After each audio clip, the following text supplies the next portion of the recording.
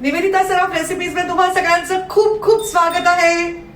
Aniket Christmas जवळ येऊन ठेपलाय. तुम्ही सगळ्यांनी मला खूप विनंती केली होती ना की अनिकेत बरोबर मी काहीतरी करावं, म्हणून यावेळेला मी अगदी अनिकेतकडे, पूर्वी तो माझ्याकडे हट्ट करायचा, यावेळेला मी त्याच्याकडे हट्ट केला की अनिकेत प्लीज तुला काहीतरी माझ्या चॅनलवर केलं पाहिजे. मग आता तिथून तुम्हाला इन्स्ट्रक्ट करणार आहे आणि मी इथे एक वेगळीच अशी डिश बनवणार आहे. खूप लोकांनाही माहिती नाहीये. याला म्हणतात व्हाईट क्रिसमस आणि ही ऑस्ट्रेलियन डिश आहे. ऑस्ट्रेलियामध्ये क्रिसमसला नेहमी ही डिश अशी बनवतात. ऑस्ट्रेलिया आपल्या पूर्ण जगाच्या अशा भागात आहे ना की ज्याच्यामुळे बाकी सगळ्या ठिकाणी जेव्हा आपण म्हणू विंटर आहे किंवा थंडीचे दिवस आहेत तिकडे समर असतो, तिकडे थंडीचे दिवस नसतात, उन्हाचे दिवस असतात आणि ते नेहमी क्रिसमसला हा एक पर्टिक्युलर पदार्थ बनवतात. मलाही खूप आनंद झाला. मी अनिकेतकडनं काहीतरी शिकणार आहे तुमच्या सगळ्यांच्या समोर. तर बघूया अनिकेत आज काय शिकवतोय, त्याचा फोन आपण लावूया. हाय अनिकेत, माझ्या सगळ्या व्ह्युअर्सना प्लीज तू एक खूप मोठा हाय सांग. हॅलो एव्हरीवन, सगळ्यांना माझ्याकडून नमस्कार. आम्ही माझ्या आईला एक मस्त गोष्ट आज शिकवणार आहे क्रिसमसची बनवायची आणि तुम्ही सगळे ते बघून घरी बनवाल. प्रचंड सोपी गोष्ट आहे पण मला खूप आनंद होतो ही रेसिपी तिला द्यायला. तिने मला एवढं शिकवलंय माझ्या लहानपणापासून किती वेगवेगळ्या गोष्टी बनवायला, तर आज मला चान्स मिळतोय तिला काहीतरी शिकवायचा. ह्याच्यात एकदमच जास्त प्राईड वाटतंय. आणि काय म्हणू तुला मी आता, तुझ्याकडे आमच्याकडे तुझ्यासाठी मी खास आहे रात्री करते असं तुझ्याकडे गुड मॉर्निंग आहे, तर मी तुला गुड मॉर्निंग करते. Hi good morning. हो, माझ्याकडे तर सकाळ आहे पण आता विंटर असल्यामुळे सकाळ आहे का रात्र हे बाहेर बघून कळतच नाही, कारण का सगळीकडे मस्त बर्फ पडलेला आहे. पण या बर्फाळ आणि थंड देशातून सगळ्यांना एक मस्त गुड मॉर्निंग आणि तुमच्या सनी देशाला एक गुड इव्हनिंग. आता तू जसं सांगितलंयस त्याच्याप्रमाणे तुम्हाला व्हॉट्सअप केलं होतंस त्याप्रमाणे मी इन्ग्रेडियंट्स घेतलेत. बघ काय काय घेतलंय ते आपण बघूयात. आणि मला सांगितलंय तसं आपण घेतलंय 500 gram white cooking chocolate, compound chocolate ज्याला आपण म्हणतो, 50 ग्रॅम आयसिंग शुगर,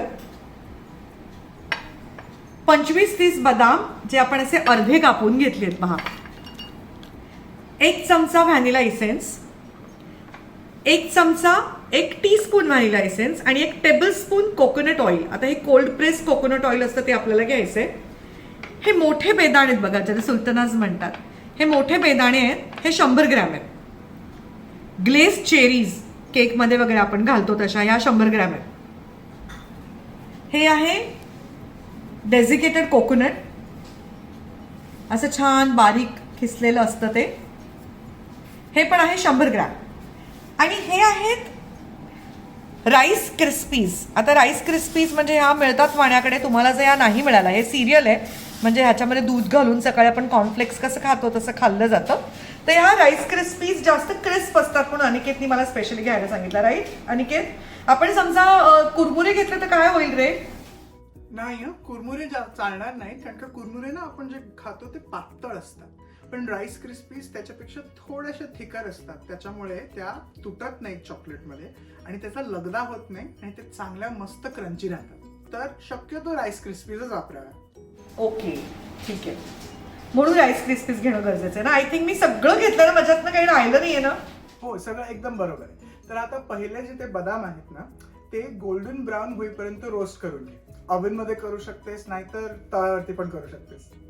ओके, तर आपण हे बदाम आपण रोस्ट करून घेऊया. मला आठवतंय तुम्हाला म्हणाल होतास वॉलनट पण आपण असेच रोस्ट करून घेतो.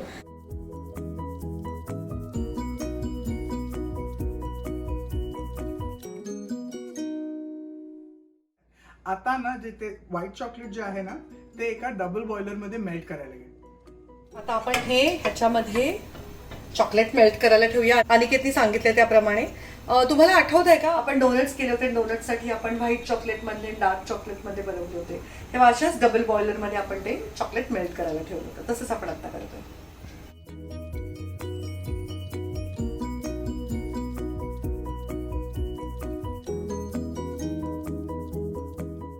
चॉकलेट मेल्ट करताना त्याच्यात 1 चमचा खोबरेल तेल टाकायला विसरू नकोस.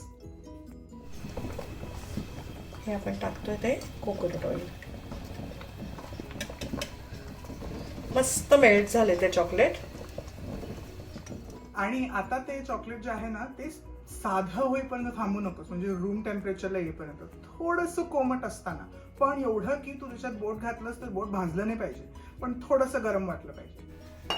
हो, म्हणजे ते थोडंसं कोमट आहे, पूर्ण गार नाही झालंय. बघ आता हे एक एक घालायला लागू का त्याच्यात? पहिलं काय घालू त्याच्यामध्ये? व्हॅनिला इसेन्स घालू 1 चमचा. ओके, आता हा 1 चमचा व्हॅनिला इसेन्स घातला. अगं थांब थांब थांब, विस्क नको वापरूस, अडकेल त्याच्यात सगळं. त्याच्यापेक्षा स्पॅच्युला वापर. बरं बरं, विस्क नको का? स्पॅच्युलानी करू का? बरं बरं, 1 मिनिट. हा, दिस ओके? Is this okay? हो, सगळं एकदम बरोबर आहे. बरं, ठीक आहे, थँक्स फॉर टेलिंग मी. चला आता हे आपण एक एक घालूया. आता मी व्हॅनिला इसेन्स घातला, तर काय काय घालू? बाकी सगळं घाल.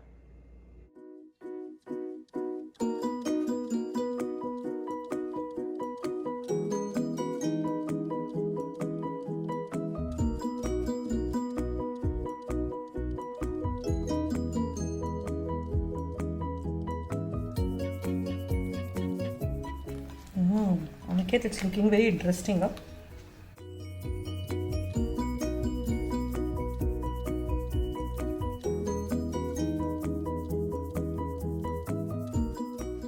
आता ह्या ग्लेज चेरीज घालू का अनिकेत?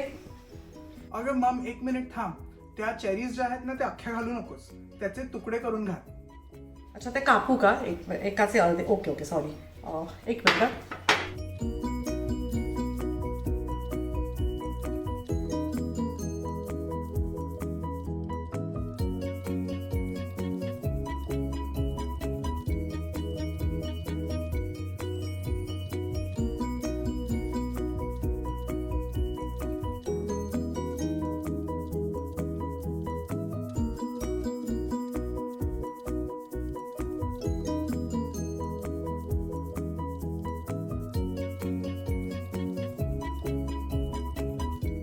त्या ट्रेजना थोडंसं ऑइल किंवा बटर लावायला विसरू नकोस. आता ह्या ट्रे मध्ये टाकू का हे सगळं? ओके.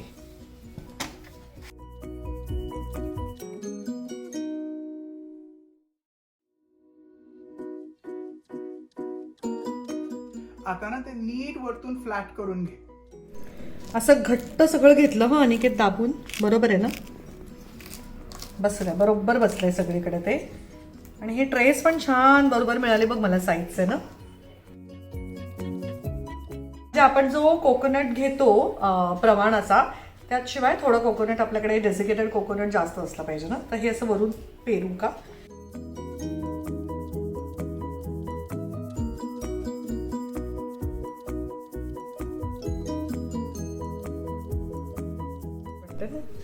काय रे, बरोबर आहे का अनिकेत? सगळं झालंय बरोबर माझं आता हे? वाह, एकदम सुंदर दिसतंय.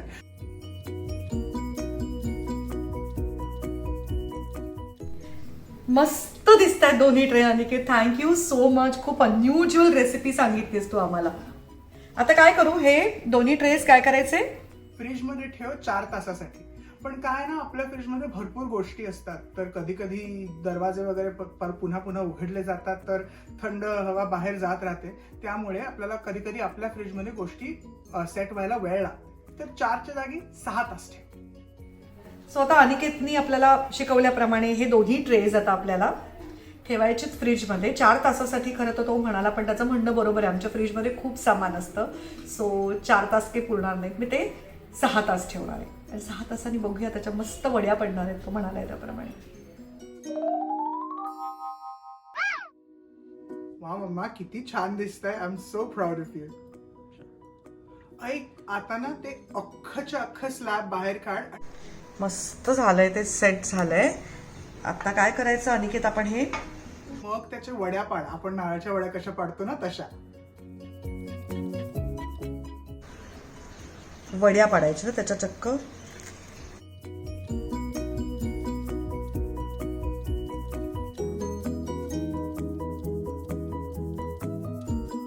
मस्त निघते ना अनिकेत, बरोबर बघ अख्ख्या स्लॅब सारखं निघालं ते. वा, छान, खूप छान.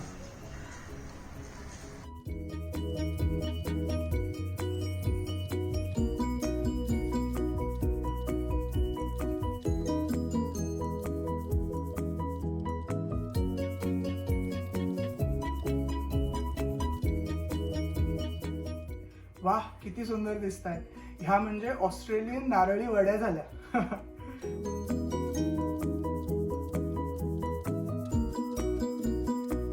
Thank you Aniket, thank you so much. तू इकडे आलास आणि आम्हाला ही डिश शिकवलीस. असं म्हणतात ना, आतापर्यंत मी अनिकेतला शिकवत होते, शाळेचा अभ्यास त्याचा घेतलाय. आता काय झालं, तो माझा गुरु झालाय. मी त्याच्याकडनं इतके पदार्थ शिकले, इतके वेगवेगळ्या प्रकारचे मस्तपैकी. आणि त्याचबरोबर अनिकेत, तुझं वाचन खूप छान असल्यामुळे खूप वेगवेगळ्या लेखकांची सुद्धा तू माझी ओळख करून दिली आहेस. आणि काय सांगू, I am so proud of you. आणि खूप खूप खूप मिस करतोय आम्ही तुला. मी, तुझे पप्पा आणि आपला सनी आणि आम्ही घरातले सगळेच तुला खूप मिस करतोय. पण thank you so much.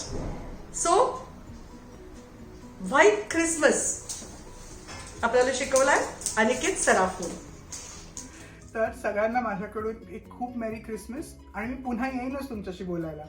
So to everyone, good evening to India and good morning from Canada. Bye.